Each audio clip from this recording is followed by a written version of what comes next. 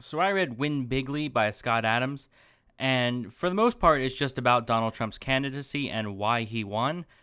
But even if you're not a fan of Trump, even if you don't even care about him at all, even if it's 50 years down the line, I think the information in this book can be useful because it's more just using his candidacy as an example to convey certain bits of information. So you think for Scott Adams just being a guy that writes comic strips, the Dilbert comic strips, you'd think like he wouldn't be writing books on psychology and really convincing people and how to like campaign basically.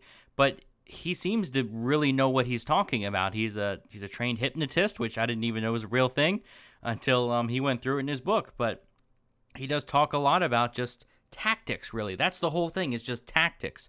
Like if you're a public figure, if you're just trying to convince someone of something, it's all about tactics. Like he goes through basically the tactics of Trump and just what he used, how he picked certain words, how he used very specific terms. And Scott Adams seems to claim that this is all very planned out. This is all the art of the deal. This is all exactly planned. This isn't just a guy saying whatever he feels like at the time. Like he talks about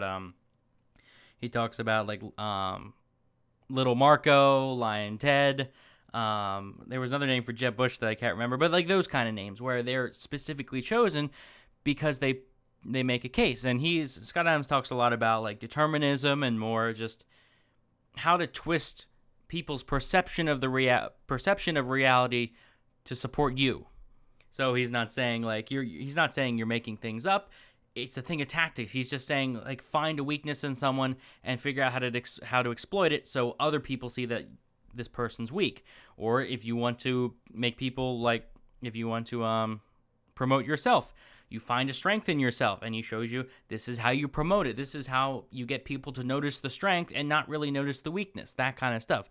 That's what he talks about. I thought it was fantastic because it's really readable. I read the whole thing in what was it, maybe 4 or 5 days, because I just couldn't put it down. That's all he goes through. And again, like if it's been a year or so since the election, it's been 2 years since the election. And this book is still worthwhile. This book is still worthwhile because of the tactics in it. It's tactics that don't go away. They don't ever get old.